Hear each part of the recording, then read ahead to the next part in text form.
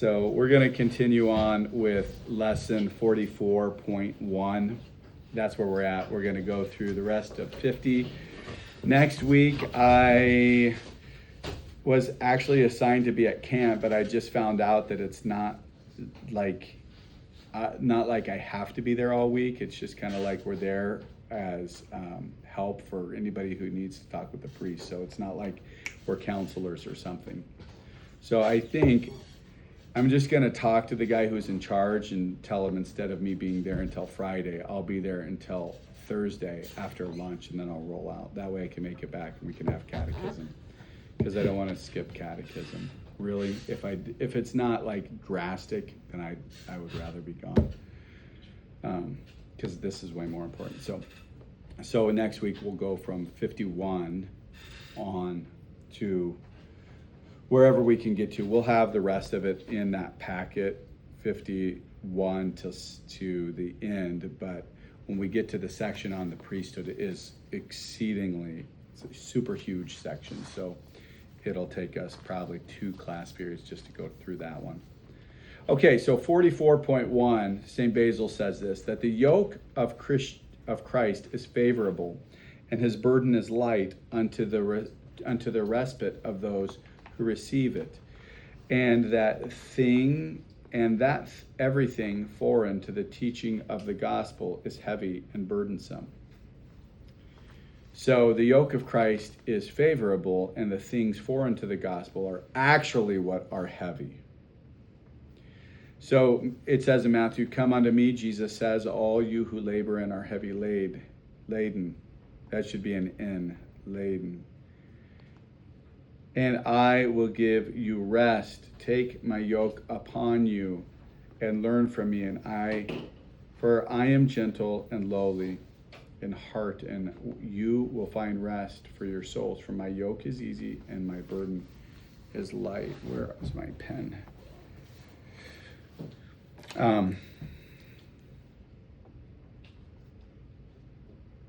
Okay, so when you start following Christ, though, you may feel like the burden is heavy, but it actually, after you kind of deal with the emotion of the reality, like I have to love my enemy, there's usually 2 that are exceedingly hard: loving your enemy and the permanency of marriage. Those 2 things typically are the hardest thing for most people, and that under most circumstances you will not be allowed to get a divorce. Those 3 things are really the hardest about Jesus's teachings. But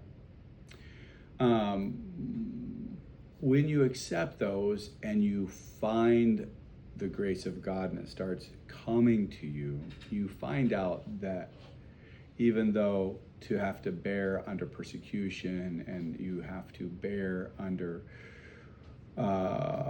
depravity, or like deprivation rather, of certain things, like maybe you have to relinquish monies and projects, or people steal your goods and whatever it is, that still the peace that comes from Christ is so great and powerful that it's not really comparable with the burden that you have. And then when you look back after you've been in the world and you leave the world, like when I look back at my life, like when I was in junior high and high school, and even though I was trying to follow Christ, like the burden of being secular and all, like even just remembering back, like being in college and driving car and coming up right next to another car where there's like a good looking girl, and like all of this just animal instinct, like just wanting to bubble out stuff, even though like, but like in Orthodoxy, we know that all these thoughts are inappropriate. We have to deal with them and crush them and get them out. In the Protestant world, that's not there, but it's just like, but it's this horrible feeling afterwards, and you're just like messed up and confused and all of these things, all this baggage, that is all, that goes away in Christ. It goes away, all these things, because you learn what truth is and what's right and what's not right, and you begin to be healed. And when you're healed, you're better, you're healthy. So Number 45, that those who do not imitate little children among one another, sharing equal honor, cannot be found worthy of the kingdom of heaven. Truly I say to you, unless you turn and become like children, you will not enter into the kingdom of heaven. And this is really important. And in my last catechism, I had a big, huge set of notes in this, but I also think we talked about this in the passage on the Didache. Didn't we talk about being childlike in the Didache? I can't remember if we did or not, but one of the main things that we need to understand is that we are supposed to have the heart of a child, become like a child. And if you don't, you won't enter into the kingdom of heaven. So it's good to meditate on what children are like. So what are they like? They really don't have enemies when they're little. If they're in a normal home that is not full of, like, there is some homes that are just so screwed up that even little children are messed up. But typically, if you have a husband and wife and they try to protect their children, most children are innocent. Most children are loving. Most children are not suspicious of people. Most children are friends with everybody, and they just want people to be happy. Of course, they're selfish and so forth, but they're more sweet than they are sour. They're more giving. They just want to be friends with everybody. If they get in trouble, they get spanked, then you say, well, come give me a hug. And then they just hug you with all their heart, like, I'm sorry. They love you. They're sweet. They're forgiving. They forget about things that happened that were bad. They just forget about these things. And they don't have enemies. They're always thinking about doing, like, they want to also share the good things that they get with their other friends or people that they like, or, want to share their food with grandpa and grandma, like they're eating, like, oh yeah, you want a bite of my food? Because this is the heart of a child, is good. And we have to start thinking like that. Children don't have enemies. Do I have enemies? Children don't really judge people. They also don't have discernment, but they don't discern, like, ooh, that guy has a chain coming out of his pocket, going to his wallet, so he's a scary guy. Like, I was trained to think when I was in junior high and high school, like, oh, that guy's this kind of person, like, he's dangerous. Or like, that guy has brown skin, he's dangerous. Children don't think that way. Little children don't think that way, So we need to be like that in the ways that little children are,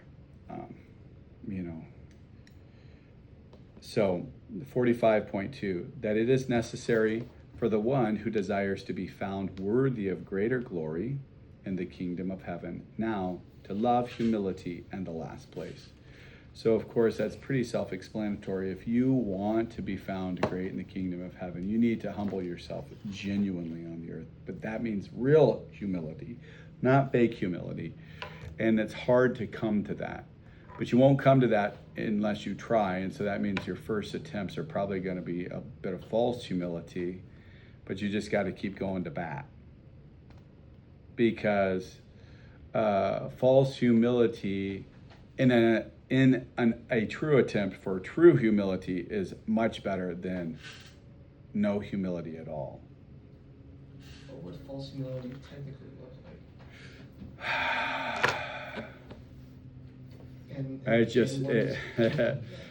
I hesitate to even talk about it because I don't want you to be thinking about it. I just want you to think to yourself, I want to be striving to be humble. I want to take the lower place.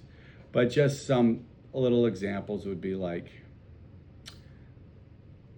oh, I'll do that. So everyone knows you're going to do this. Or like false humility, like,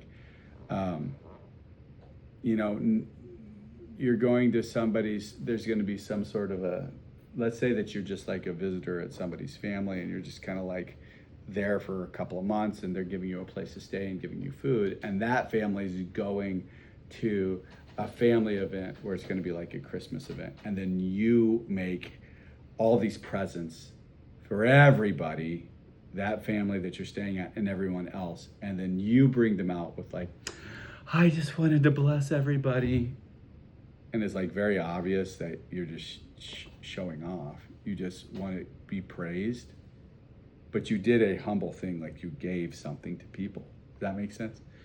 Or like you're slaving all day to cook something, and then you bring it and you're like, oh, here, and you're like just wanting, you're just fishing for praise. That's false humility. But if you really see that there's a real need, and it's like you just have to be really aware of yourself, and you have to also be willing to hear the painful word from the pastor. It's like, I think you did that in pride. Like false humility is just, it's pride bubbling out in a way of being recognized subtly for doing something that's good. So it's a hard thing to really like put a nail on. But if you just, the best way to do it is just pray that God helps you to be humble and help you to be not recognize when you're doing something to help somebody, but just to be a friend. And What if you wanted to do those gifts for everybody? Then it's fine, but you have to be really careful. You just have to Yeah, know. but what if someone says to you, oh, you're doing that to be recognized, and you weren't? Well, then you should probably say to yourself, I probably was. And if you weren't, and you take the road of like, yeah, I was prideful, then you'll just grow from it. But if you like have the argument in your head, like, I was really doing this, just, like, what do they know? Because you'll have this, or you'll have a conversation with yourself. So if you were doing it with the right attitude, should you not have that conversation with yourself, or you should just? Well, it's like this. That's a great question. And I've had this kind of talk, this kind of like, well, so let's say I'm driving along and I see a super attractive woman, and then the thought comes into my mind, like, she's hot. And I think, no. The question is, did I sin the sin of lust? Was it the devils that threw that in there? Was it my flesh? Was it my flesh and I put it down and it wasn't lust? Or was it my flesh and I did lust? Or was it the devils? Those three things. So then you have this conversation in your head, same kind of conversation, same reasoning. What my go-to is just to say, I lusted. I don't want to lust. I tried as quick as I could to put it away. But because I know, and the scripture attests to this, that the human being is woefully deceived, and the mind and the self deceives itself very easily. And I understand that. So I don't want to then get to the judgment seat of God and be like, well, God, I really thought it was the demons. And he's like, sorry, it was you, and you weren't sorry about it, and you didn't take responsibility. And in my mind, that's the humble road in every sin. Instead of like trying to justify myself in myself, if I'm deceived and it actually was a sin, then I'm in big trouble. If I, not in a fakeness, but I'm just like, I don't know, it probably was me, but kind of in a genuine, humble way, then I pray, God, I'm lustful and I don't want to be, and I am really sorry, and I just beg that you would have mercy on me and forgive me and heal me of this. Then I'm assured that was expressed. If it was sin, then it will be forgiven. If it wasn't, and I was humble and I thought it really was, and I'm just like humbling myself like a dog underneath the table, there's still nothing wrong with that.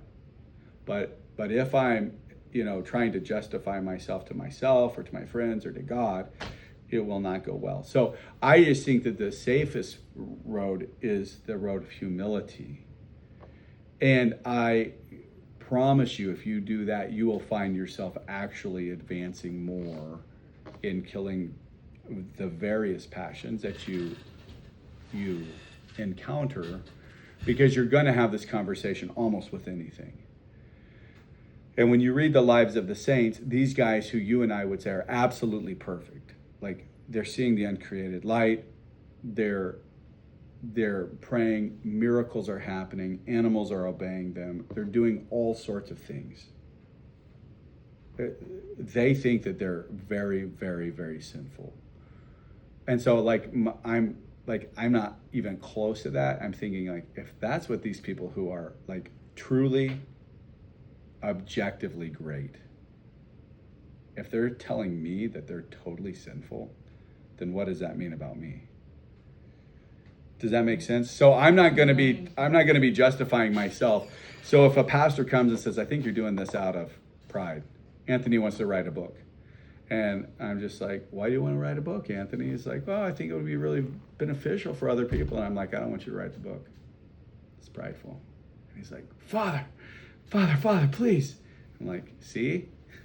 Just proved it right there. No, which happens a lot. A lot of people come into the Orthodox Church and they want to write a book about the heresies and the groups that they came out of. And always, hardly any Orthodox priest will ever let the person write a book, because if it's not out of pride, it will put them right into the trap of pride, and the devils will just tear them to pieces. If they're going to write a book, it needs to be way later in life, way like 5-10 years after they're Orthodox and they've come to learn themselves. Like catechumens don't really know themselves. They're starting to know themselves, but they start knowing sin. That's what catechumens do, is they know sin, and then they start combating it. And as they're doing that, then they start really beginning to learn who the real you are. And this is why a lot of times the spiritual father is going to maybe know you more than you know yourself, if you're around him enough. Because he'll be able to see into your heart, and he'll know what things you're struggling with. Of course, he can't do that if you don't communicate with them and you're not walking together or whatever.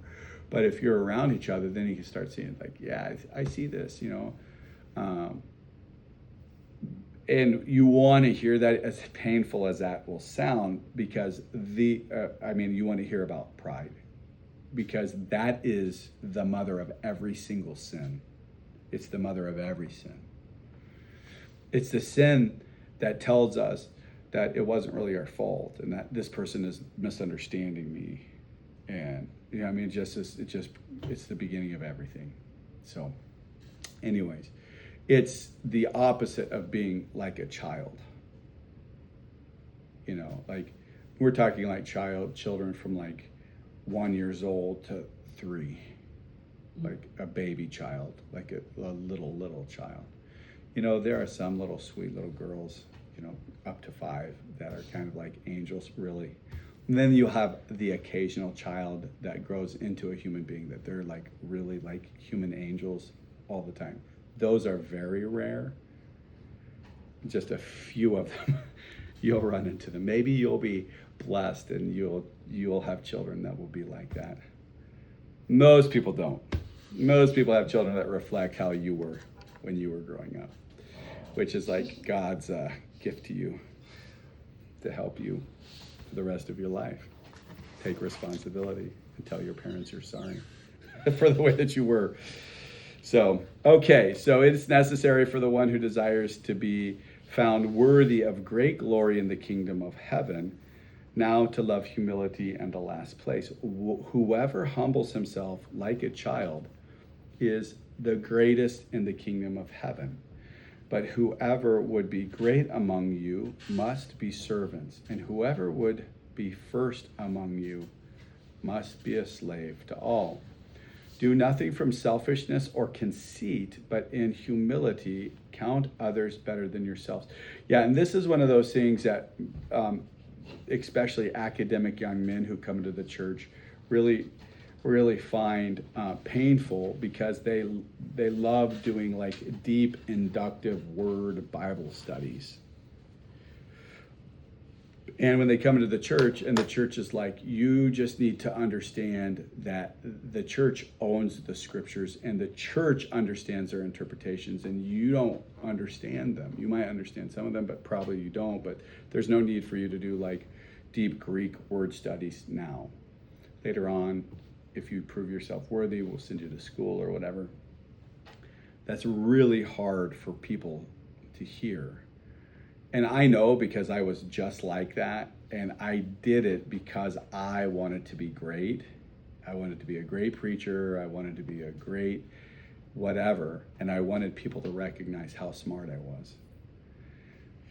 And I think I'm not alone in this fleshly thing, and that's one of the things that pastors have to especially watch out for, because that is one of the main things that ruins people, is people who want to be teachers who are not teachers, who come into the church and be like, hey, I think this, or I think this, or I think this. I mean, like if you read 1 Timothy and you read 2 Timothy and you read Titus, these things are over and over are taught by Paul to these people who are going to be their bishops, who are going to teach other people to be priests, to watch out for these things. And so it's really, really important that we understand that. And so what does that mean to the catechumen? Well, it means to the catechumen, you have to have a sensitive heart. And if you hear the priest lovingly say, I don't think this would be really good for you now.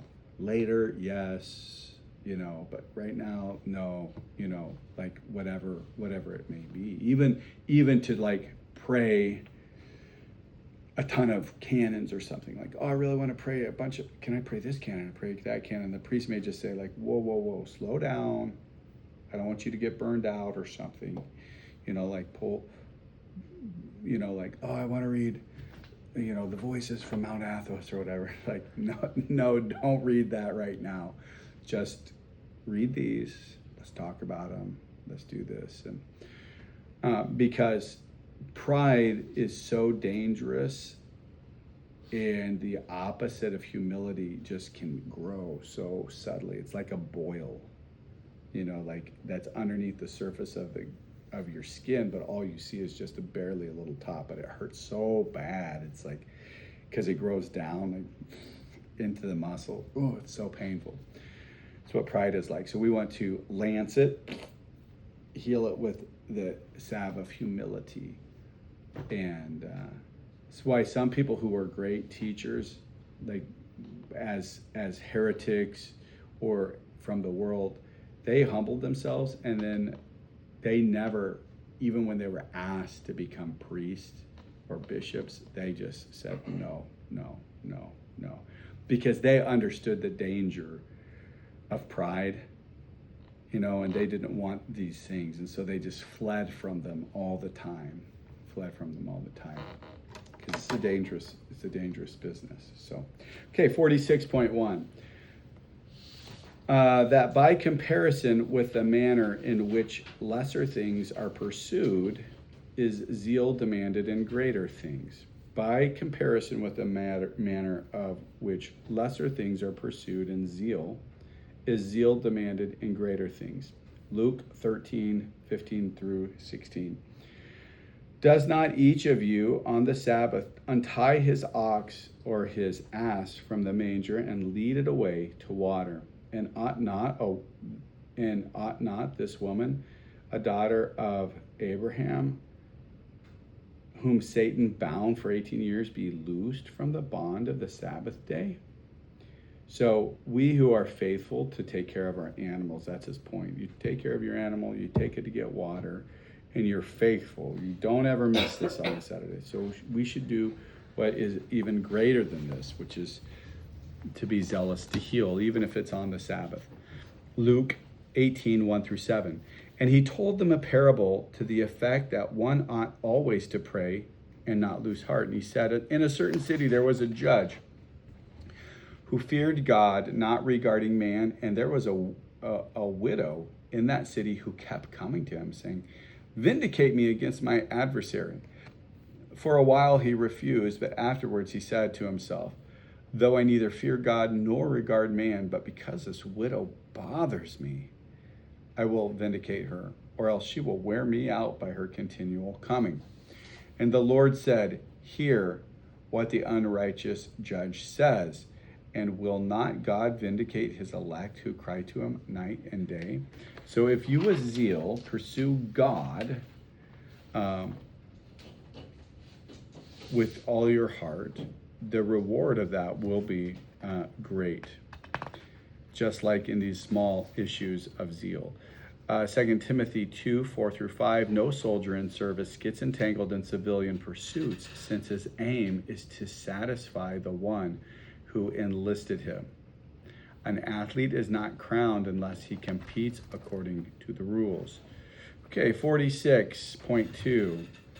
And in this one, there's some corrections here. So I'll tell you when those corrections are, so get your pens ready. That by comparison with those manifesting in lesser things, fear born of faith, and zeal from a praiseworthy desire, are those more vehemently condemned who are found disdainful and heedless in the greater things. So that should be, on that first line, it should say lesser things with an S. And then after faith, fear born of faith, you should cross that had out and it should be and. So You said two things. I see the and zeal. What was the other one? the first one is lesser things, should say an S at the end of things, lesser things. That by comparison with those manifesting in lesser things, comma, fear born of faith and zeal from a praiseworthy desire are those more vehemently condemned who are found disdainful and heedless of the greater things. And he uses this passage from Luke 11:32. The queen of the south will arise at the judgment with the men of this generation and condemn them. For she came from the ends of the earth to hear the wisdom of Solomon, and behold, something greater than Solomon is here. Matthew 12:41. The men of Nineveh will arise at the judgment with this generation and condemn it, for they repented at the preaching of Jonah, and behold, something greater than Jonah is here. So the comparison is like these lesser things, because of the right thing that was preached, they changed. But it's much smaller than the great thing of Christ. And so we look at these lesser things like the preaching of Nineveh, where the people in Nineveh repented and they came to do what God had told them to do through the prophet Jonah.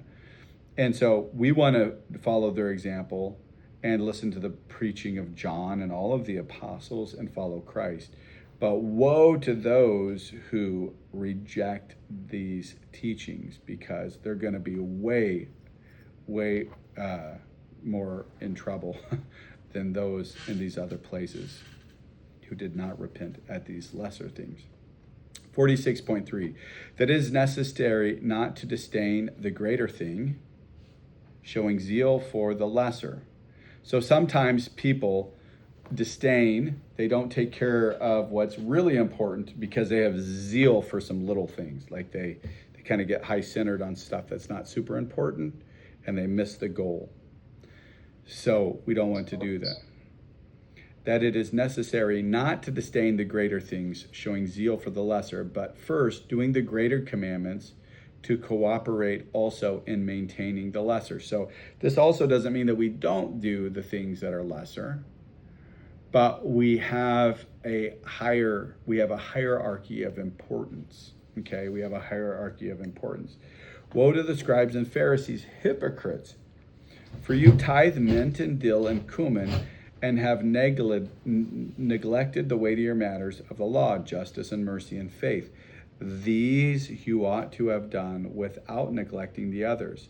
You blind guides, straining out a gnat and swallowing a camel. So I guess one way of understanding this is like a good example would be like, you really you really need to go to church. It's super important. In fact, it's like you were created to worship God, and the way that God wants us to worship him now is in the church service. But let's say you're driving down the road and you see an accident and there's somebody that needs you to help them. It is much more important to help that person in need right now than to make it to church on time. Because that's the higher need. That's justice and mercy. It's the actual work of God through you. Now, you're not worshiping God, but God's work of saving somebody is happening through your hands.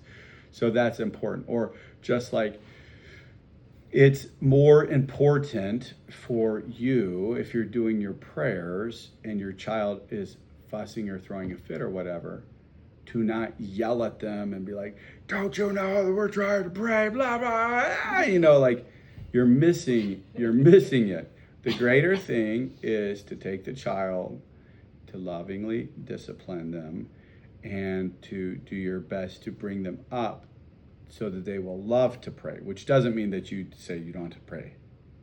But it does mean that you use wisdom and care and craft in how you deal with each situation, but you don't just yell at them and say, don't you know you're going to go to hell if you don't pray to God? Like probably they're not going to want to worship God when they get bigger, because it was never, a time where they were able to really worship without feeling, rebellion or whatever. And it's just like there's a gazillion different kinds of examples we could say that somebody's missing the greater for the lesser. Like, let's say, for instance, here's a really good one. It's very important that women dress modestly. God wants them to wear modest dresses. God wants women to wear head coverings if they're going to be praying, and we're told we're supposed to pray without ceasing. Our words are supposed to be as if they're the very words of God, which means like in our conversations they're supposed to be, like a prophet. That's what it is to be a prophet, is to speak the words of God. So that would mean that most times if there's a pious woman, she would be wearing a head covering. Okay. But these are relatively small in comparison to not judging. Like if you're judging and there's somebody who doesn't wear a head covering and she sometimes wears a dress and she sometimes doesn't, but she never judges, she's way, way superior. Do you understand? Because there's a hierarchy. And so we don't want to get high-centered on this. This is why we don't judge if people aren't doing just everything all the right way, because there's a hierarchy, and the most important thing for you, the hierarchy, is humility, love, not judging, peace, patience, and then the fruit of the Spirit and stuff. Does this make sense?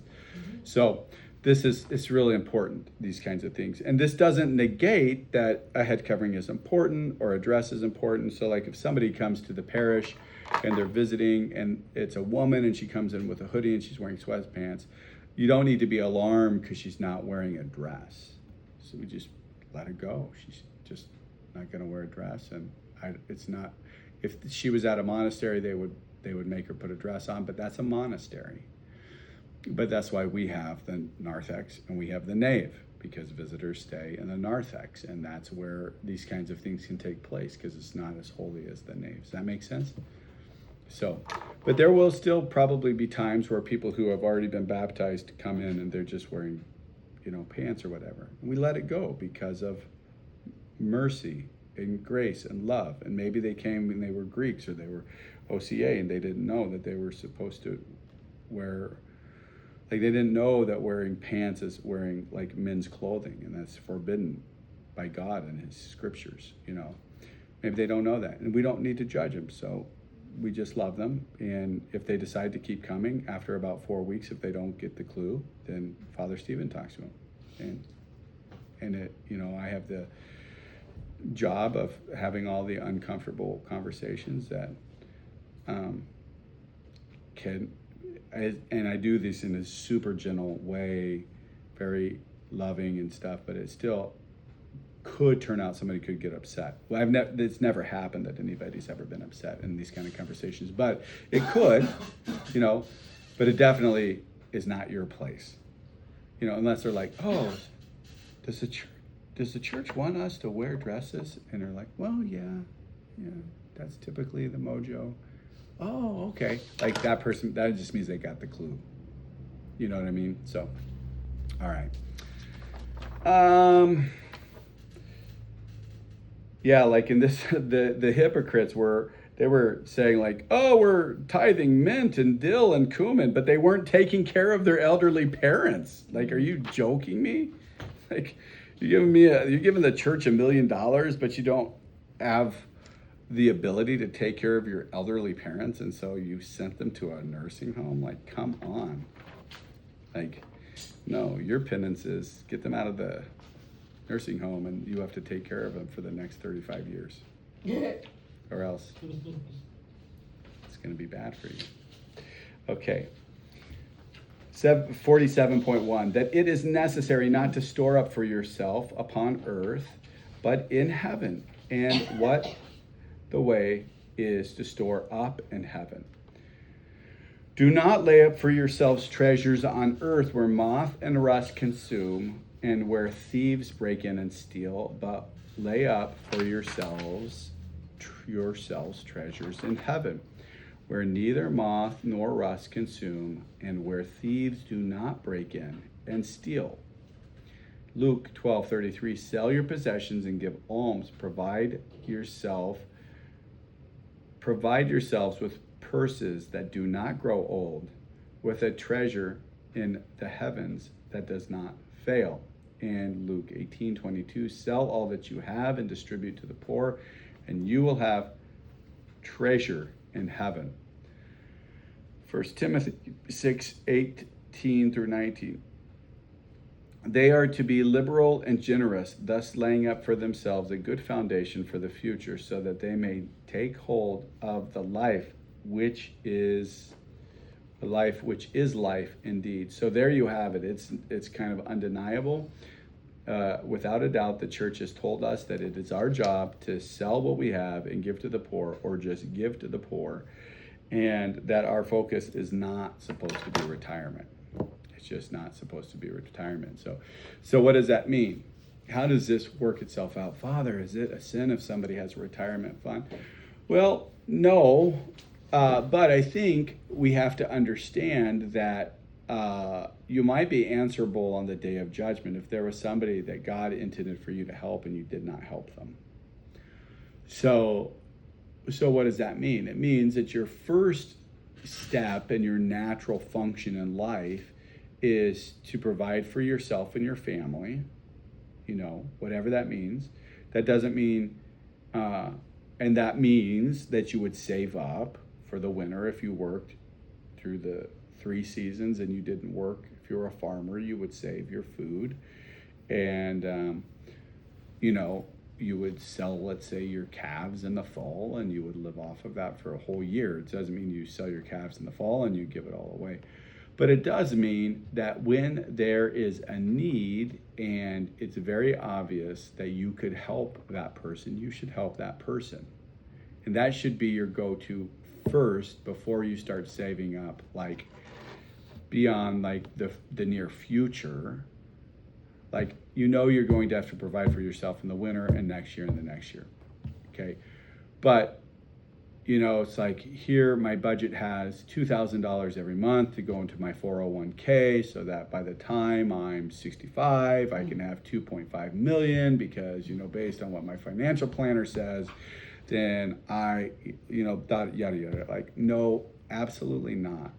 No, if you find yourself doing what God says and then you have a little bit of extra, then you should tuck that away. And there's nothing wrong if you have money set aside to take care of you when you're older, but only if you've been living according to the principle of taking care of the things and the people that God has put into your life to take care of when it's time to take care of them. Does that make sense? And I think what you'll find is that you will actually end up living life a lot more peacefully, because you're not just thinking, I've got to save up for retirement. So it may be that you're a young man and you're like, well, how am I supposed to do this? Well, you need to buy a house. So that means you have to save up for a house. Does that mean I'm breaking this commandment? Absolutely not. You're not breaking this commandment, because in the society that Jesus lived in, they didn't have big amounts of debt. Like, you lived with your folks and you worked and you saved up until you could get a little piece of land for you and your wife. And then you built your own house, and then your children did the same thing. Does that make sense? It was not a sin to do that. So I'm just saying this so that there's balance I used to struggle involved. immensely with this verse. If you are going to be a monk and you are going to sell, you are called to sell everything, and you will give it all to the monastery that you go to. You will give all of your money to the monastery, including the shoes that you come there on, and your socks, and your underwear, and all your clothes. You give them everything when you get tonsure to monk, and then they give you new socks, new underwear, new t-shirt, and that's how it goes, because you really are going to be giving everything up for Christ. And that is a very few people who do that. I think there's going to be more, because there's a great need and there's a great lack of wives out there. But although I'm praying guys, specifically, I'm praying that God works a miracle and brings 8 single young adult ladies here so that they can marry off these guys. I'm not joking. I do actually pray that every single day. Can't they find wives in other of the road quarters? Of course, anywhere, any Orthodox, but I mean, it would be way easier if God just brought them here. I mean, that's why I'm praying for that. But of course, it's hard to travel. It's expensive. It's going to get more expensive too. So anyway, okay. That it is the 48.1, that it is necessary to be merciful and generous, for they who are not are accused. Oof. Blessed are the merciful, for they shall obtain mercy. Give to everyone who begs from you. Romans, heartless, ruthless, though they knew God's decrees that those who do such things deserve to die. And 1 Timothy 6:18. They are to be liberal and generous. So here you have all of this, like the positive side of giving and the negative side. And it's just real important. Giving and being merciful is not just like in giving, but also how we respond to people. When I was a young man, and I grew up in high school and went to high school in South Dakota, and there is this heretical idea that, and it's like super prideful. But if you say something, then you hold to that no matter what, even like to the point where you don't repent of something. And to be firm and to be like a hard, strong man is like super important. So it produces people who are,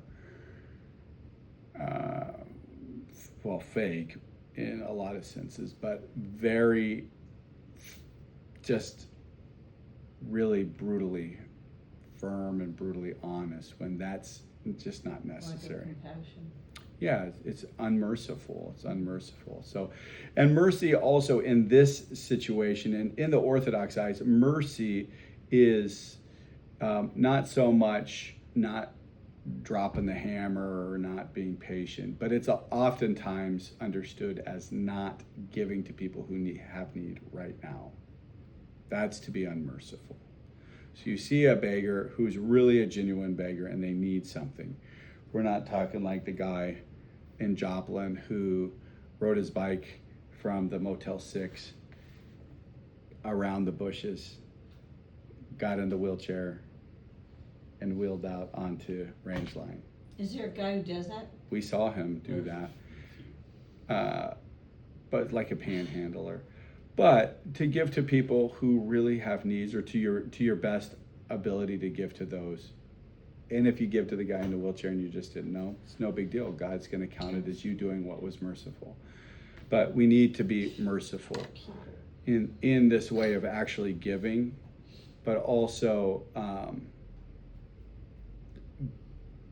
giving space for people to make errors, giving giving compassion when people are growing and they mess up and they are learning, and like bearing your brother's burden. This is all part of being merciful, you know. If somebody does something against you, or maybe you have a friend who lies or they gossip and then comes back to you, you have to talk to that person, but you know, to respond to them like, hey, I don't know why you did this, well, blah blah blah, like, okay, well, that wasn't true, like, oh, I'm sorry. Well, then to be merciful is to be like, okay, it's all right, I'll forgive you, but just try not to do this, like, you know. So I actually have a situation. You tell me how, if I'm handling it, how I'm handling it. okay. So I have a neighbor, Don. He actually is an ex-pastor from California, who came here to retire. And the only way I'm handling him is biting my tongue, walking away, smiling when he smiles, and getting away from him. That's all I'm doing, Mm-hmm. you know. So, like, he made us move our fence. We dug it up, I told him that. And now he has decided he wanted to put a new fence next to my fence, and he ripped our fence, and the dog kept getting out, okay? And now his new thing is, he decided to spray Roundup up against that line, and he sprayed all in my yard, so now all where my duck pens are all dead grass. Mm-hmm. And I'm like, ugh. And I walk away. Well, so yeah, walking away in that situation is a good option. That's all I'm doing. It's my holy way of trying to. Now, he spoke to me the other day, and I was nice and polite, never brought any of that up. Yeah. But in my brain, I'm like, Yeah, so if you could see those things happening, or when you get to the point that you can see that happening and you can just be like, oof, that really messed my yard up. And you can go and talk to him.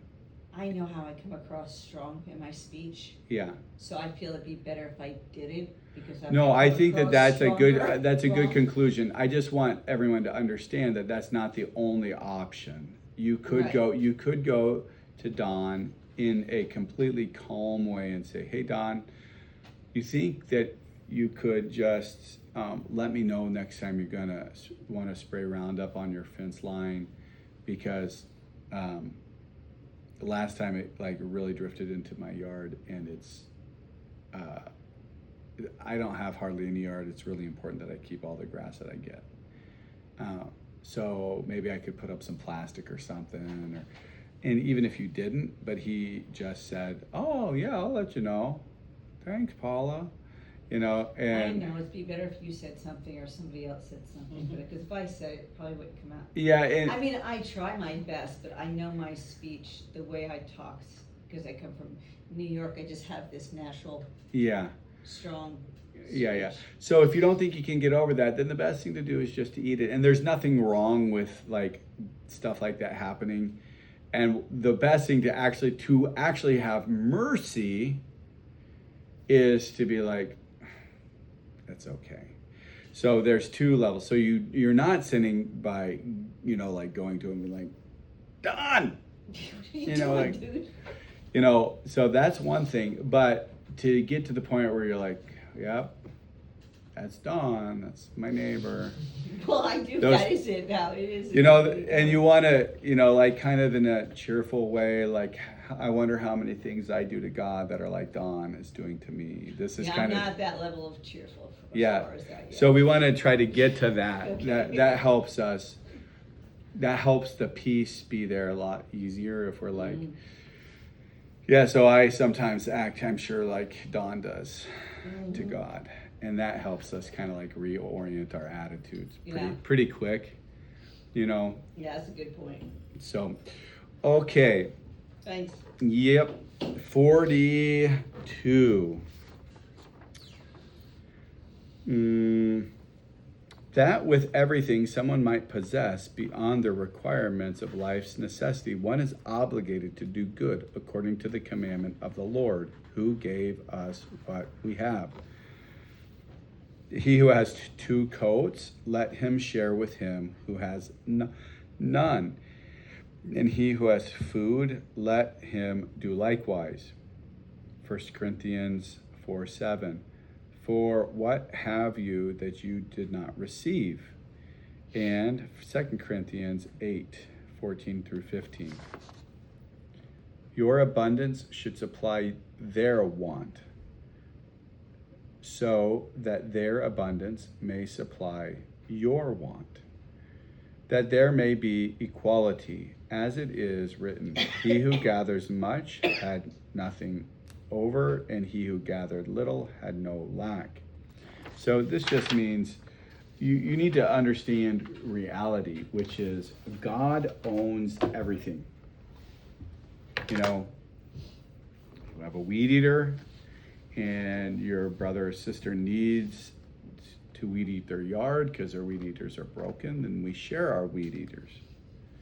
If somebody needs whatever I have or whatever you have and you're not using it, then you need to be willing to share it. Now, if there's somebody in the parish that's just like lazy and they're always breaking things, because this sometimes does happen, and there are people who take these passages and say, oh, well, Jesus said, give to those who ask, you're required to do this.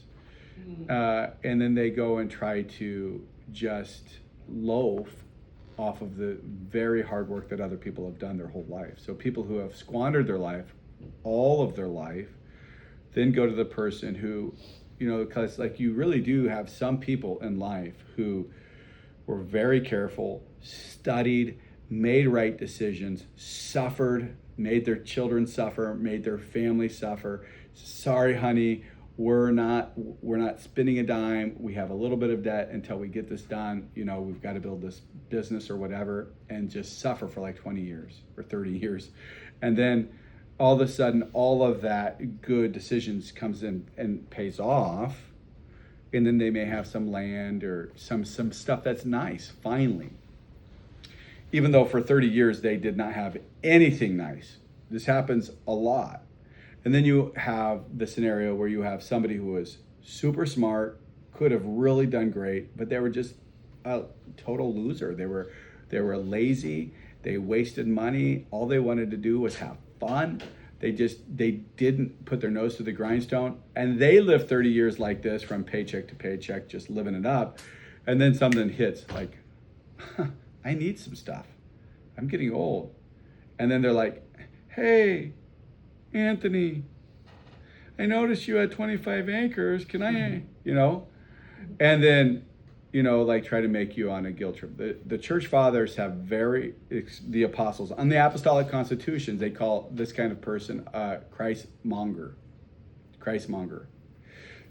So the church does not teach that we have to give to people who have been lazy or are demanding that the church gives to them. It says very clearly, 1 day give to them, 2 day give to them, 3 day give to them. If they're still there on the 4th day, make them work. So really, what needs to happen in a church that's actually like the ancient Holy Catholic Apostolic Church is that eventually the parish would have parish lands that it can make people who need stuff work on, or have some sort of a nonprofit where they can work and they can make ends meet, this kind of stuff. But so, like, you don't have to feel guilty if you've tried your hardest to take care of yourself, and then you suffered for like 25 years, and then somebody's like, hey, give me 5 acres of your 10 acres, like, you don't have to do that. But you might feel guilty. So just come talk to me when that happens, and then we do. He'll work you out there. Well, Make sure you're not I'll try to make you not feel guilty, but we'll also try to find a solution for the person who needs. Because it's not like everybody, some people who act this way are just completely selfish and full of vainglory and pride. There are other people who are just kind of clueless and just haven't got it, haven't figured it out. Like, you know what I mean? Like they just don't know, and it's not really their fault. They just need a little bit of shepherding. And so and the best place to be is to consider everybody in that place. That way you're not judging anybody. It's, it's on other people who have to make those kind of judgments. This does not mean that there won't be times that there are people who actually are in the parish who have needs, that the church comes together and does stuff like that. Gets an acre, gets a couple of acres, helps them to do something so that they can provide for themselves. This has always happened, and it will continue to happen. So I'm not saying that kind of stuff is wrong. I'm just saying, I personally, when I was in the Protestants, we would help people all the time. We would go street preaching, and we met all sorts of exciting variety of all sorts of mankind. And a lot of them stayed in my shop upstairs. We had many people who were learning a lot and trying to struggle, and some were trying to get off of marijuana, and some were maybe other stronger drugs, and others were just complete kind of psychos. We've dealt with them all, and several times. I had no land at that time, so they didn't say this to me, but there was a couple of people in the Protestant church that had land. There was one guy who had 160 acres, Atlee, and there was the Brewbakers, and they had 80 acres, and people would be like, Steve, Atlee should give me 5 acres, and I'm like, what? Your dad's rich, man. You just have wasted your life because you're addicted to marijuana or whatever. This is not how it works, buddy. How about getting off of the marijuana first, and let's see what happens after that, And so I'm so glad when I read the Apostolic Constitutions, because we do not have to invent the wheel. There's an answer for everything in there. When you start going through the Apostolic Constitution, literally there is an answer for almost everything, or a principle to give guidance. So when you get there, and it's not all just about because you're a Christian, somebody has the right to come and take everything from you, and you end up with nothing because you have to keep giving everything, and right. Then you don't have a house and you can't take care of your own family. Right, that's because right. You feel obligated that you have to give everything away. Yeah, Cyprian talks about that in a writing. He has a book that talks about that. How could you even provide to give to anybody if you didn't have your hand tool that helps you build the chairs that you sell so that you can eat, your family can eat, and then you give to somebody. So he dealt kind of with this overzealous kind of overboard look on this. Point number 3, 48.3, that it is necessary not to be rich, but to be poor according to the word of the Lord. Blessed are the poor, for yours is the kingdom of God. But woe to you that are rich, for you have received your consolation.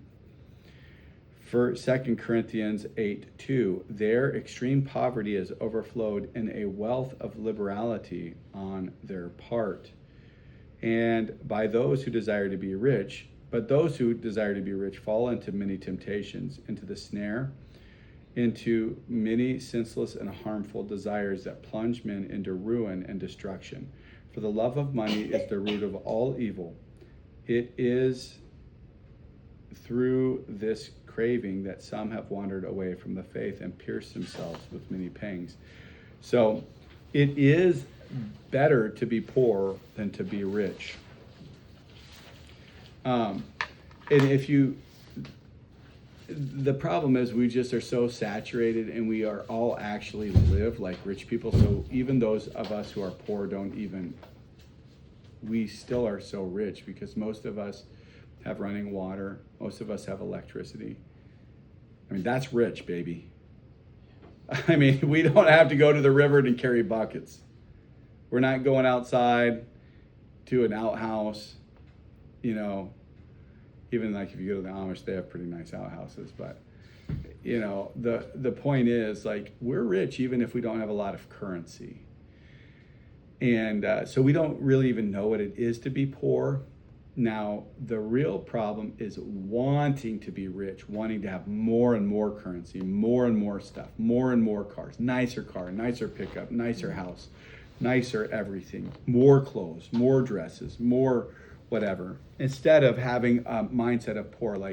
Do I really need to go to the thrift store. And I think this is important because we who are thrift store shoppers may have this tendency.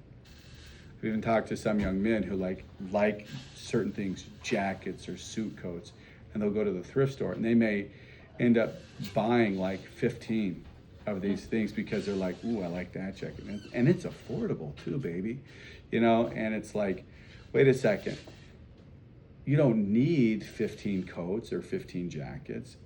And for every one that you buy, you're shrinking down the supply, which means that the cost is going to go up. So some other genuinely poor person who's not just smart with money, because it's smart to buy at thrift stores, and like you can get a nice coat for $5 or $10 and not spend $200. I mean, like that's a big chunk. But at any rate, it's like you're taking away from something that somebody else could have. And why do you need 15 coats? Or why do you need 15 pairs of pants? Or why do you need this? So we need to start thinking like, well, what would it be like to be poor? Well, maybe having only one pair of pants that I can't wash. So is that reasonable? Maybe, but maybe just try 5. 5.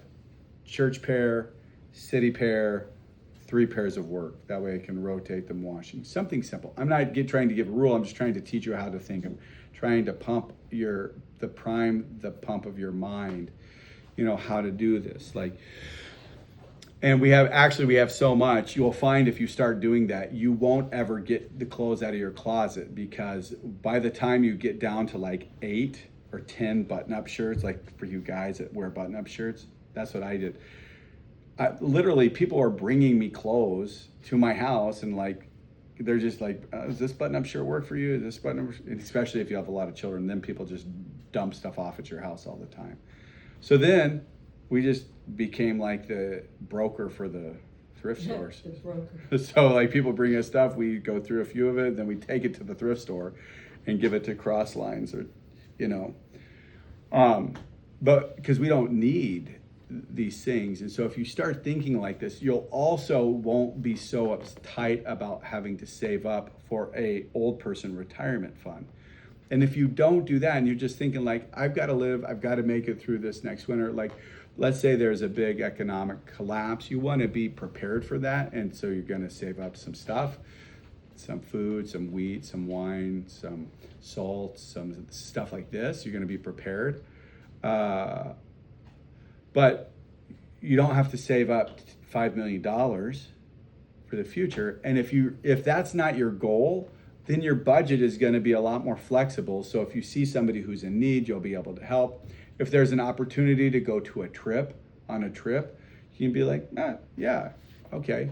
Like I was going to put this in my savings account. I'm only at $20,000. I'd like it to be at 100 to build a house or something. But yeah, Father Steve is going to Alaska and tickets are cheap. I'm going to go. You'll find that you live life, but you're like a poor person, but you're still able to live life. So you're not stressed about the future. You're living today, you're living in the community, you're giving to God, you're giving to the brothers and sisters in the church that have need, and you still have enough to occasionally go on a nice trip. You know what I mean? So it's way nicer to live poor. Like when I got rid of my 401k, and I got rid of like disability insurance. Somebody convinced me to get disability insurance when I was a young man. So I had this like, in case I got hurt, then my wife would be taken care of or whatever. Then I started reading the teachings of Jesus. I'm like, I don't know that I should be worrying about all these things and trying to give all this money to these places. So I just cashed it out. And then it was like, okay, yeah, I'm going to go to Russia this summer. Well, I don't know if I'll get enough money. So then I just worked. And I'm like, oh, here's a couple of hedge trimming jobs extra. I'll do these. Now I can fly to Russia. See, It's good not to have credit cards and car payments. And oh yeah, if you everything don't else. have debt, it's just way easier. Yeah, be debt free is the best way to be. Mm-hmm. So anyway, some people make a buttload of money and they are totally in debt. I mean, it's just magnificently amazing. that you can make so much money and be so strapped that you can't even have peace. Don't get into that situation. Okay, number 4 of 48. That it's necessary neither to set one's mind on acquiring a surplus, we just talked about this, of the things of this life, nor to be zealous after abundance or extravagance, but to be clean of every kind of covetousness and display. Take heed and beware of all covetousness, for a man's life does not consist of the abundance of his possessions. 1 Timothy, women should adorn themselves not with braided hair, or gold or pearls or costly attire. If you have food and clothing, with these we shall be content. So we don't need to be trying to buy the fanciest clothes or the fanciest shoes or all of these things. Buying your wife extravagant, rings and necklaces and earrings and all this stuff. It's just not necessary. It's not the heart of God. And it enslaves you. 48.5, that it is necessary not to be anxious about one's own needs, nor to set one's hope on arrangements made for the present life, but to deliver one's cares over to God. And then he goes into the big passage, 10 verses here, Matthew 6:24 through 34. And he's talking about you cannot serve both God and mammon. God's going to provide for you. He goes on to say, look at the birds of the air, look at the lilies. They neither toil or spin, but God makes them beautiful. He's going to provide for them. So why are you worried? Why are you so worried? Don't be worried. Don't be worried. The Gentiles seek after all these things. So, and then it has the Luke passage, Luke 12:16 through 19, and that's this parable where this rich man had built this. He was so successful as a farmer, he was so rich that he decided to tear down his barns and build bigger ones. But when they got it done and it got filled up, then God called him home that night, and he didn't even get to use the money that he had saved. So just live peacefully for God. When there's a need, give it. That does not mean that you don't can your food for the winter. It doesn't mean that you don't grow extra corn or whatever, or we're going to have some sort of economic downturn, or like our country is going into World War III. Literally, be a good idea to get some grain saved up and some salt. I'm serious, these things to prepare, because you're not saving up $1 million. You're just saving up food so that you don't starve in a year and a half of famine. These kinds of things. But while you're doing that, don't be anxious and don't worry. Just live your life in peace and be prepared.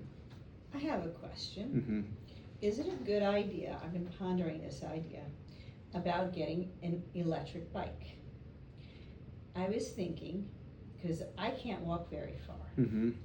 and with the gas prices and everything, if anything happened, if I had one of those little tiny portable generators, Mm-hmm. I can still charge an electric bike, and I can still get to church, and I can be still local right here, Mm-hmm.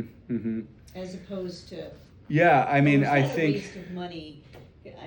I thought it was maybe a good idea. Yeah, you just, I was thinking about getting a bicycle, because I thought, well, if we actually do have a total collapse because of this war, and these prophecies of the saints happen, then I'm not going to have, I always go before my wife and my children and I come home later, but I could ride a bike easily.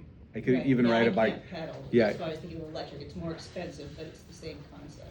Yeah, I mean, I don't think it would be a sin. You just have to make those kind of decisions. I don't think it would be a sinful decision. I mean, Well, I was just asking, do you think it's a good idea?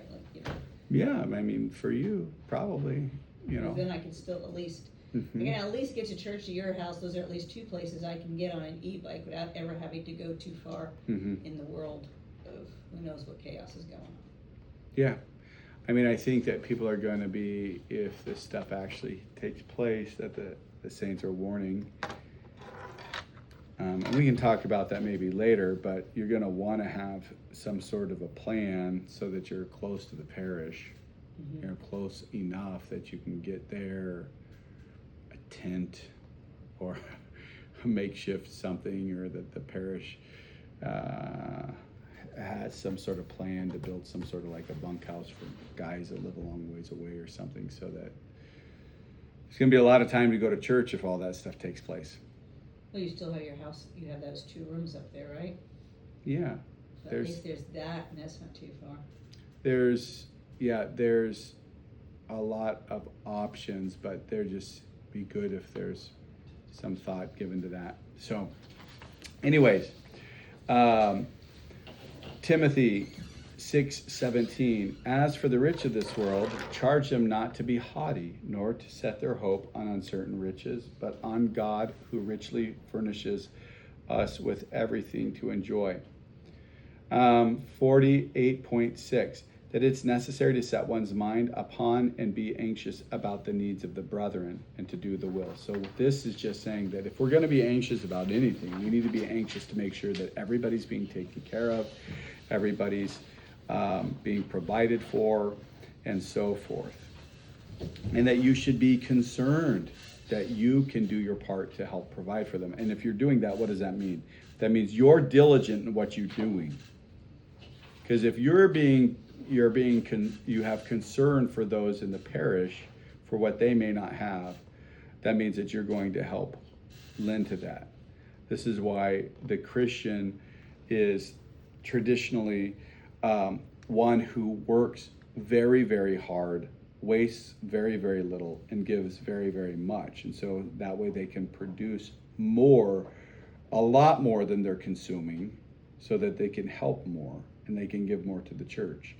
The more you give to the church and the more you're able to give to others, like if you're giving you're 10% and a little more to the church, and you're giving extra to those who have needs, like just like driving by, dropping some groceries off at somebody's house or whatever, then the church will have something to give to alms to people too.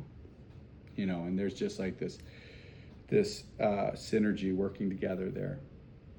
Come, O blessed of my Father, inherit the kingdom prepared for you from the foundation of the world. For I was hungry, and you gave me food. I was thirsty, and you gave me drink. I was a stranger, and you welcomed me in. I was naked, and you clothed me. I was sick, and you visited me. I was in prison, and you came to me.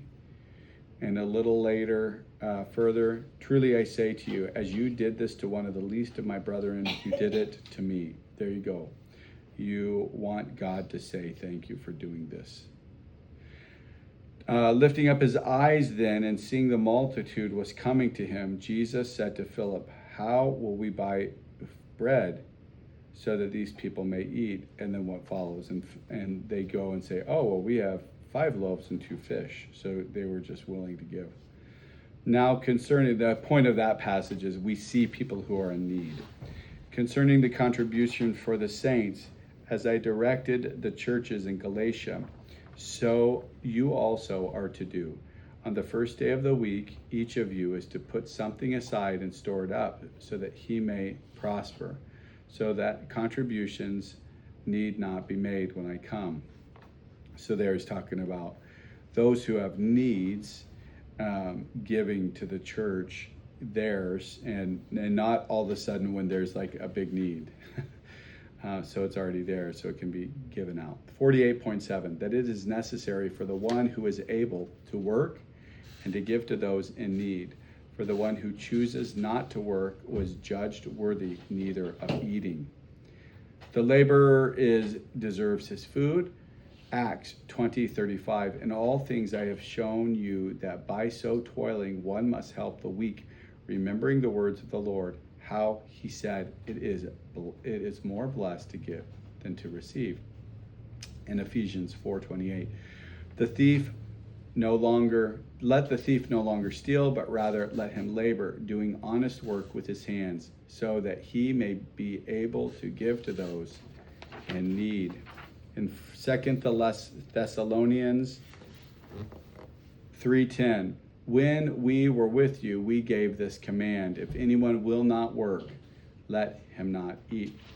This is the rule that we have at my house. There have been many evenings when some of my children, who are more on the stubborn side, chose to have a nice time daydreaming and throwing rocks at things and their brothers and sisters than pulling weeds and picking rocks like they were supposed to. And they would not eat supper because they didn't do their work. It's just the way it went. And now I have this new crop of young people that we haven't really worked that hard with because we haven't really had need, and we've been busy planting the church and becoming priest in Matushka. But now we have time and they need the help. So now I said, even this week, 3 times, Basil, if you don't get this done, you don't eat supper. But you know what? He got done. Amazing. Amazing. And to the little girls, you got to get this done, or else. If I recall, I remember, if you can correct me, but the brick that he has on his house, they're gonna go up. You got that like second hand, right? You I picked got that it. up Mhm. somewhere, and it had all the $300. cement on it. For what? I got it for $300. All of Yeah. because I paid, instead of them paying the dumpster to dump it at the dump. I said, how much does that cost? They're like, oh, $600 per load. And I was like, well, how about instead of you paying to dump it there, I'll pay you $300 and you just dump it at my house. And so they did. 3 And then he truckloads. had his kids. That's what they did. They got rid of all the chicken off. The little boys, I paid them a penny though. I paid them a penny per brick to clean off. Nice. And then they put it on. But if they broke one, they had to pay me 75 cents.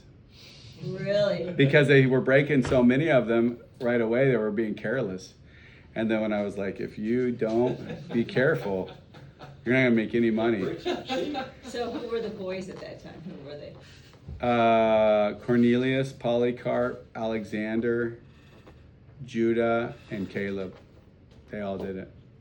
But mostly Cornelius and Jerry, Polycarp, and Boaz, because the other boys were working. They were just starting to work. They were bigger. Yeah. You know. So Boaz wasn't due. Because this was He was too 9. young. It was just 9, 10 years ago. Was it that long ago? Yeah. Like it was I when just we remember that left when the you said church. that. Because Dwayne did the siding. He put the bricks up. That was after we Okay. left. So it was like 9 years ago. It was a long time ago. Yeah, it was great. they learned how to work hard. 49.1, that it is necessary not to go to law even over the very clothes one needs to cover one's body. This is a hard one for us Americans. To him who strikes you on the right cheek, offer the other also, and give to him who takes your coat. Hold on. And from him who takes away your coat, do not withhold even your shirt. Give to everyone who begs from you, and of him who takes away your goods, do not ask them again. When one, that's in Luke 6:29 and 30, 1 Corinthians 6:7-8. When one of you has a grievance against a brother, does not dare to go before law before the unrighteous, instead of the saints. And a little further, to have lawsuits at all with one another is a defeat for you. Why not rather suffer wrong? Why not rather be defrauded? But you yourself wrong and defraud, and that even your own brother. So the first passage is talking about giving to those who demand of you. This is not in the church, most likely. Though there are some small instances where you may have like a personal incident with somebody in the church, and it is just better to just give whatever they're throwing around. But this is definitely talking about like you're walking into Aldi's and somebody's like, give me your coat, man. And you just say, just give it to him. And if he needs something else, give it to him also. But the second part of this, the 1 Corinthians passage, is talking about going to law against your brother. And it so happens that in the Friday class of the faithful, we're literally talking about this last time, I don't know if you guys who go to that class remember, but we're talking about this and about how we never, ever, ever, ever go to law, the civil law, even about civil things that may be like, let's say you live next to him and he says, move your fence over, and you just are so angry and you can't, you are supposed to go to me and the bishop and we will adjudicate it. We are in the kingdom of God. This is a real kingdom, a real government. We have laws, we have ways of adjudicating this. In last class, we talked about how the court case was set up, how the case was heard and so forth, what days it was supposed to be done, and how it goes. And in fact, tomorrow I'm going to read a letter that I just received from Bishop Spiridon, who they had an issue with some parishioner who was doing something bad, and it's to such an extent that he had to publish this letter diocese and countrywide, that this guy would not be allowed to go to any parish and partake of the holy body and blood, because he's just, I mean, usually that wouldn't happen if it was in a local parish. It would stay in the local parish, and hopefully the person would submit. But what obviously was happening is that guy was leaving and going to other parishes and receiving when he was not permitted to do it, and slandering people. Talking bad about the priests or the bishop to other people is a very, very, very bad thing, and it has immense consequences. You don't want to do it. If you just don't like the priest style, or you think he's stupid or a moron, or just like he just doesn't have it, he doesn't have the it factor or whatever, like, deal with it. If he's sinning, go to the bishop and talk to him. But if it's like you just don't like the way he does this or that, I'm like just, sorry, move to a new parish or something, but don't gossip about the priest or the bishop, because you do not want the hammer to drop. I mean, it's very serious. I'm going to read the letter tomorrow. I mean, it's the first one that I have read where they identified the person, Mr. Igor so-and-so, and said jurisdiction beyond roll court jurisdiction. I mean, like, Scary. serious. So anyways, but it's and this just relates to this. We don't go to law. We don't go to law. People do this. I mean, it's unfortunate. I've had somebody came to me and said, now with brother and brother. So how does it work when, like, you're a Christian and somebody sues you? We try to, like, say, okay, like, well, what is it? What do you have? What's the beef that you have? Here, I can give this, I can give this. But if they just out of malice hate you, and they want to take your house, your cars, your vehicle, have your kids taken away into the government, like, of course, the church is going to say, yes, it's unfortunate, but people try to ruin and persecute Christians all the time. So go ahead and get a lawyer who can adjudicate your case. But between brothers and brothers, no, absolutely not.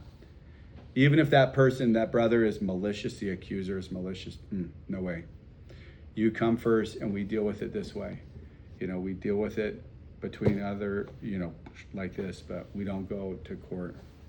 Because we like, the God who is outside of time and space, this is his government.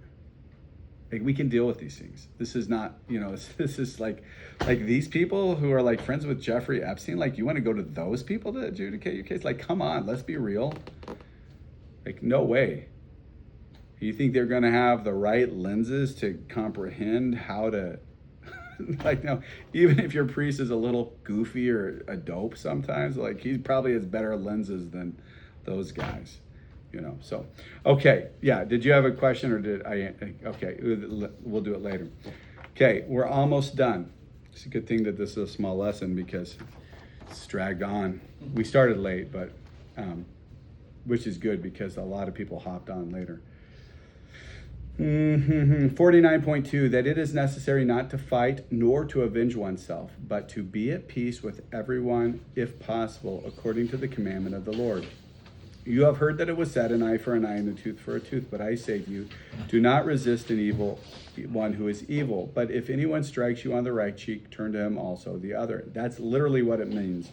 And in a later passage, it says, do not resist evil with violence. Like it's verbatim. There's not any nuance there. It just says it. Mark, have salt in yourself and be at peace with one another. Romans, repay no one evil for evil, but take thought for what is noble in the sight of all. If possible, so far as it depends upon you, live peaceably with all. Beloved, never avenge yourself, but leave it to the wrath of God. And then Timothy 2:24, and the Lord's servant must not be quarrelsome, but kindly to everyone. So Jesus really does teach us suffering love. That means we love everybody, even if they want to do us harm. Now, what does that mean? Does that mean if somebody breaks into your house and they want to rape your wife, you let them rape your wife? No, this is not what this is saying. But it does mean that your first go-to is not, I'm going to kill the guy. This does mean that you don't sleep with a 45 next to your bed.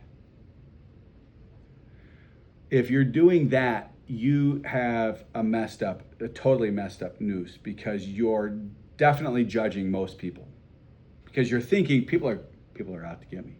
People want to get into my house. People want to break in. They want to steal my stuff. Probably you're watching stuff or have watched stuff that have poisoned your mind.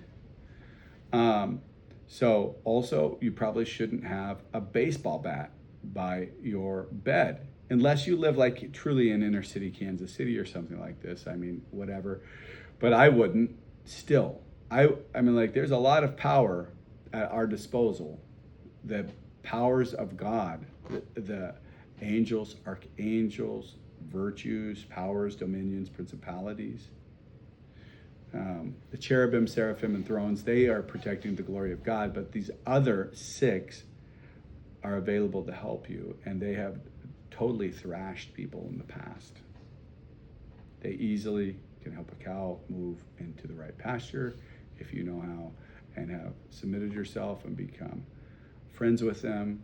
They are really available to help, and I would encourage you to try, because this was my biggest problem. Like, when I found the teachings of Jesus, I didn't know the Orthodox Church existed, but I started reading through the book of Matthew, and I read it 10 times, and every time I got stuck in Matthew chapter 5. It was just like, there was like 5 things that I really had a hard time with. The biggest thing was this, loving my enemies. Oh, it was the hardest, because I was a violent, aggressing, constitutional, Republican, Marine, imagining, fantasizing kind of a guy. I wanted to be a Marine, and I was training my son to be a Marine who was going to go into the Naval Academy. I even had connections and all this stuff. I was going to run for office and all sorts of stuff. I mean, I was in Jefferson City a lot. I had big plans. And then I found the teachings of Jesus, and he said to love your enemies. And I really did love God more than anything. And I had kind of, though in ignorance, and I had truly promised that I would do whatever he said. And then I got to this passage, and much to my embarrassment to have to confess this, that I had spent most of my time in like the epistles, reading through them with the lens of everything that I've been told. And then I'm a dad of like 7 children now, and I'm reading Matthew chapter 5, 6, and 7 like over and over and over 10 times before we started like analyzing it. And by this time I had already got done with Bible college, and I was done with seminary and stuff. So I knew like I was trained how to do all this stuff. I wasn't just like thinking I knew how to do it. I really was trained to do it. And I was just like, what does this mean? Could it actually mean what it looks really like? And it's just been a whole year, because I didn't want to believe it. I didn't want to do it. I liked to be violent. I liked the idea of having a sign on my front wall right by my front door that says, you know, if you want to break in to my house, that's fine, but Woodrow is ready to meet you That's the name of my 357 is Woodrow F. Call. That's actually the name I gave to my gun. You know, people, weirdos from the 90s named everything, their cars, their dogs, their guns. So that was me. I was like a total violent aggressor, and it took like we played war in the backyard with my oldest son John and Juliana. You could ask Juliana if she remembered in Brooke. Like, I bought World War II helmets from the thrift store from where we would pretend that bombs were going off, and we would like fly and roll around. And then I started reading this, and I'm just like, oh no, God, does this mean what it says? And it's like, this is so clear. It looks like in the context it really, but it can't be. Could it actually be? I don't know. I'm so confused. What are we going to do? So I remember even talking to John Adam and Juliana. I'm like, look, guys, I don't know if we can play war anymore. I think it's probably okay, but just in case Jesus doesn't want us to do this, let's just stop for now. And they were like, okay, Dad. You know, he was like 5 or 6. Well, that was a good response. Okay, Dad. All right. And so, you know, and then I read everything I could. I mean, I had just got done with seminary, and I was like, oh, this is great. Next thing you know, here's 35 books on my desk. And that's all I did the next year. I just read and read and read and read and read. I got to the end, and I'm just like, there's just no denying this. Absolutely, Jesus is teaching us to love our enemies. And as much as we want to try to do, you know, word gymnastics.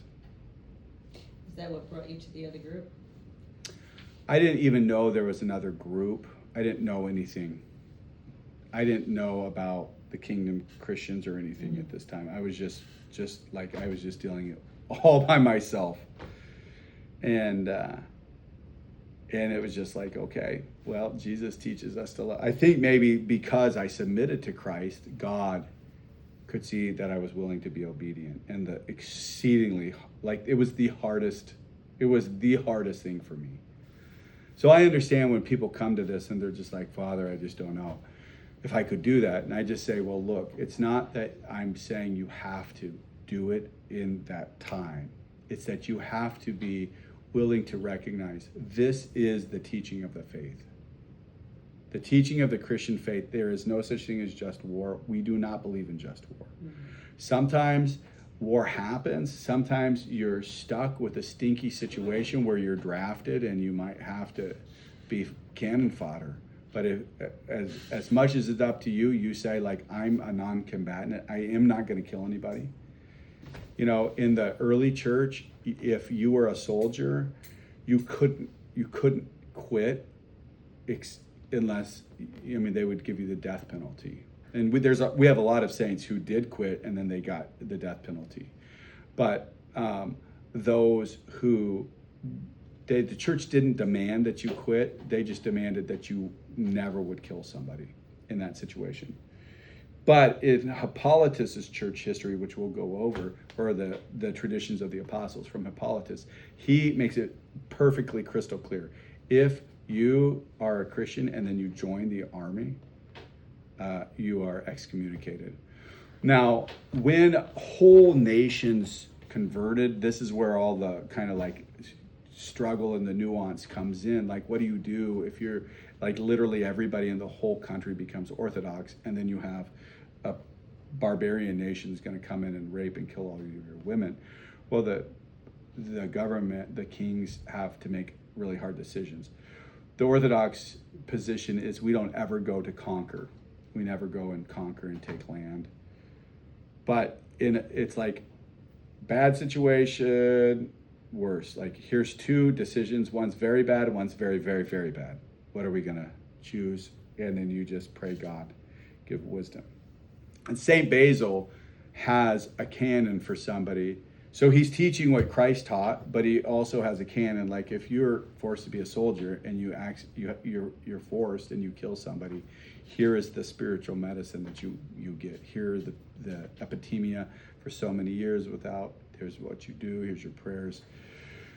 So we don't teach this like some sort of Anabaptist-y type of like absolute non-resistance. There's the pedophile going down to your neighbors. He's probably going to rape those children. He just went inside, but because you're non-resistant, you're not going to call the cops. That's absolutely absurd and ridiculous. No, you find out somebody's molesting a child, totally, we pick the phone up, we call, if it's a kid, we call DFS and say, get this kid into your protection. He's out of my house.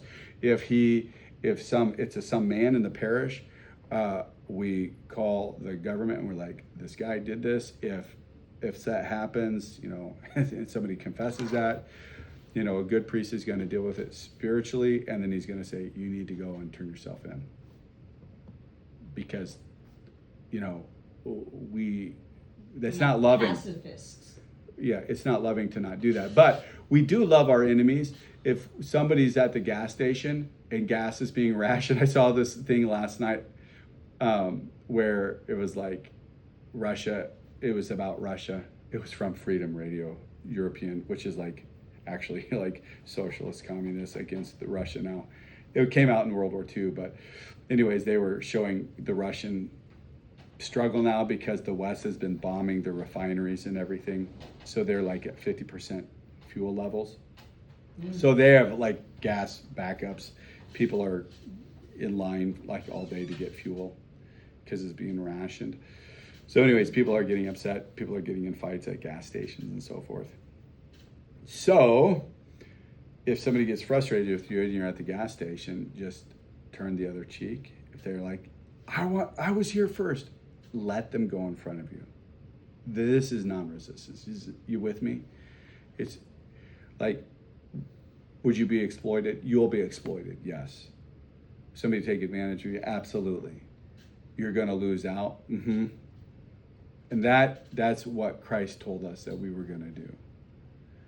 And besides that, you work and you help those in the church. So guess what? You're going to lose out on these earthly gains, but you're going to gain in heaven.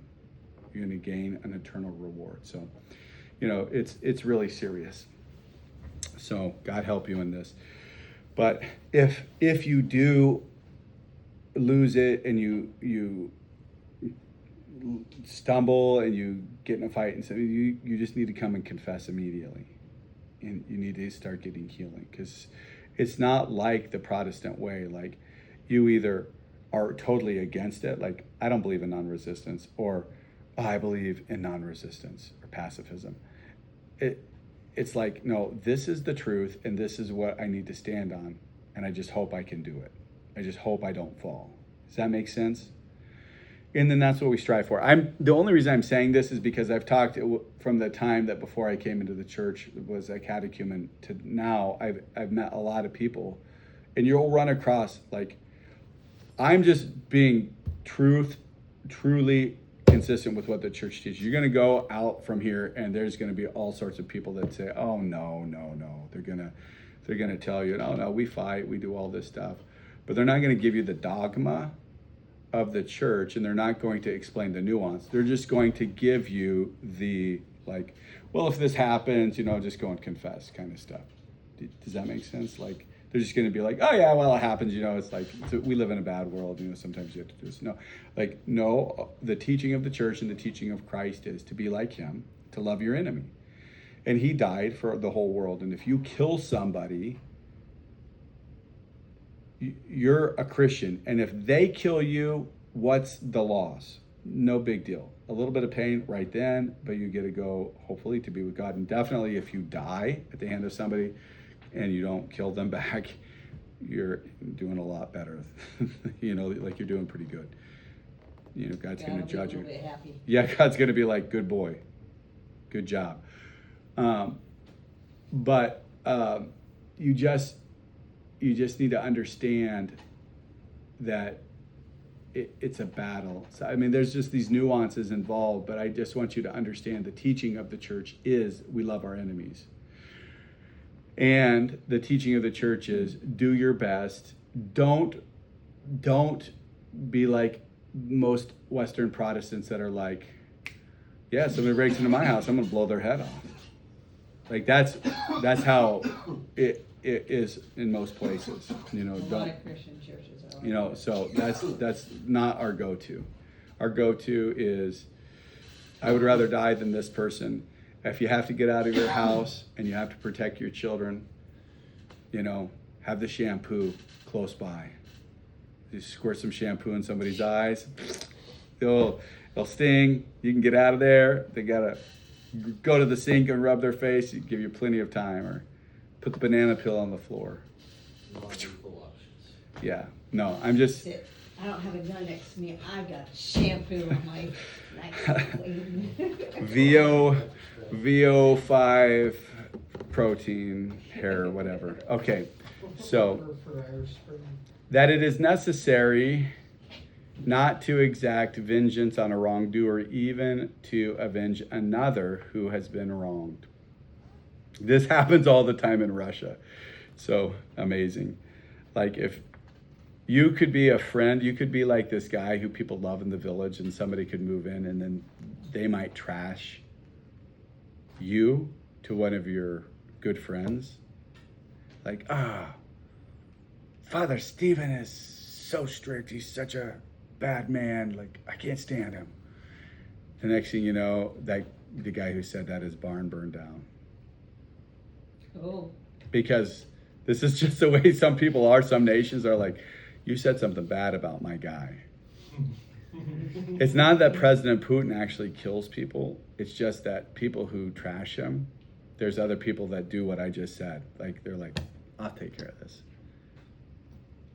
This is just the way it is in So Russia. They're not like Americans where everybody can talk about Trump and nobody cares. No. I mean, there are people who do talk. I'm just saying, like, there's nations, not to go on the bunny trail, but we're not, as Christians, to do that. We don't take revenge at all, even if somebody, as if the last point was not clear enough. We'll just go ahead and look at Matthew 26, 50 through 52. Then they came up and laid hands on Jesus and seized him. And behold, one of those who were with Jesus stretched out his hand and drew a sword and struck the slave of the high priest and cut off his ear. And Jesus said to him, put your sword back into its place, for all those who take up the sword will perish by the sword. And Luke 9, 52 through 56, and he sent messengers ahead of him who went and entered a village of Samaria to make ready for him. But the people would not receive him back, because his face was set towards Jerusalem. And when his disciples James and John saw it, they said, Lord, do you want us to bid fire come down from heaven to consume them like Elijah did? And he turned and rebuked them, and they went on to another village. He told them, you don't know what spirit you are of. You know, we don't do this. If people trash you, or they say something against you or your friend or your pastor, just forgive them. You know, don't get upset. Don't want to get any retribution. 50.1, that it's necessary to bring others also into the peace that is in Christ. And this is Matthew. Blessed are the peacemakers, for they shall be called sons of God. What an amazing thing. Blessed are the peacemakers. I'm telling you, dear ones, you want to be called the Son of God. What a privilege. And blessed are the poor in spirit, for this is the kingdom of heaven. Blessed are those who mourn for their sins, for they shall be comforted. Blessed are the merciful. Blessed are the meek, for they shall inherit the earth. Blessed are those who hunger and thirst for righteousness, for they shall be filled. These all build on each other. Blessed are those who are pure in heart, for they shall see God. Blessed are the peacemakers, finally. So, you know, like, these are all blessed, and there's like good consequences for all, but you get to the pure in heart, and then you get to see God. Praxis, illumination. You're pure through praxis, then you're illuminated. You start seeing God, and then deification. And then blessed are the peacemakers, for they are called the sons of God. So, my suggestion is to encourage you, if you are struggling with loving your enemies, to just think about this. When I was learning all of this stuff and started reading the early fathers and really starting grappling with the inside person, not just the outside stuff. And I was like, oh, pure, poor in spirit, like, oh, I'm way far from that. And like, I don't mourn for my sins. You know, I do more now than I did, but let's say like this is what, you know, something for you to think about maybe where you're at. Like, I don't know how to be poor in the spirit. I'm not mourning my sins. Sometimes I mourn my sins, but not all the time. Like, I'm not meek. I want to be meek, but I'm not. I am hungering and thirsting for righteousness. That's an active thing that you can like tell yourself. Like, I'm not really hungering for righteousness. So what you can do is just like, you just prime the pump. Like, I may not feel like it, but I'm just going to do it. So you can do that. And then blessed are the merciful. That also is something you can just do out of sheer will to force yourself to become merciful, giving to those, forgiving those, turning your back on Don, and being like, okay, you know, I'm kind of glad that the Roundup went on the yard anyways, because I can see I need to become merciful. But to become and to be pure of heart, to see, like, that's super hard to see God. But to be a peacemaker, you can just demand yourself. As much as I want to fight back, I'm going to let it go. I'm going to let it go. I'm going to let it go. Like, in my mind, it was like, as hard as it is, and like truly, of all of the things that I would not have thought it would have characterized somebody who followed Christ was being a peacemaker. Because I was told all my life it's okay to beat people up, but like fight back, shoot back, kill. Like, we're Christians, God, guns, and faith, you know. And then I find this and I'm just like, whoa. As hard as that pendulum was to change, when it was very obvious, this is clearly, obviously the teaching. There's just no way around it. This is not like nuanced at all. This is very much. Then it was just like, okay, there's just nothing to it. Just nothing to it but to do it. I mean, it's just something that can be done. Like, I can just bite my lip, I can force myself, and I can be like, go ahead, you can get gas in front of me. I mean, it's really hard. It is controlling your inside person. But like, am I comparing all of the other 9 things on the Beatitudes? I'm thinking, this is probably something that's pretty tangible. It's a little more tangible. It's not right away. You're gonna fumble. You're gonna stumble, but it is tangible. You can do it. And there's like this great reward. Maybe if I can attain to be a peacemaker, even if I'm struggling with some of these other things, this will push me far enough that God will be like, he's kind of retarded, son. Just come on home. You know, it's my handicap, son. That's what I am. I mean, I'm like the retarded son. So God help us. God help us to be peacemakers. Jesus said, peace I leave with you, my peace I give to you. And truly, when we give ourselves to Christ and we give ourselves to his commandments, we begin to have truly a peace that does pass all understanding. Like, you tell people about really what Christ taught, not what secularism has snuck into the church, but you truly you're presenting the teachings of Jesus to people, and like, this is what I do, this is what I am. They will not understand, but if you give yourself to this, you will have more peace than you're used to, and you will have peace that people just cannot comprehend. So may God help you on this, dear ones. I know that these things are challenging, but they are very, very good. They're very good for you, and they will bring much benefit to your soul. So does anybody have any questions about these before we pray? Pretty self-explanatory. So, okay. Through the prayers of our Holy Fathers, Lord Jesus Christ, Son of God, have mercy on us. Amen.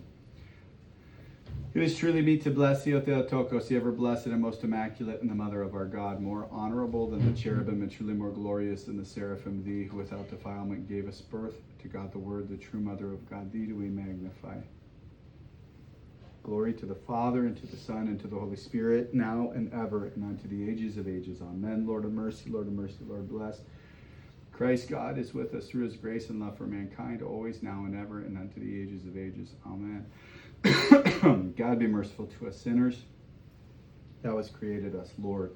Have mercy on us. We have sinned immeasurably, Lord. Forgive us and have mercy on us. Amen. Okay. God bless you. Love you guys. We'll see you later. You can turn that off, dear one. Bye, Forrest. So good to see ya.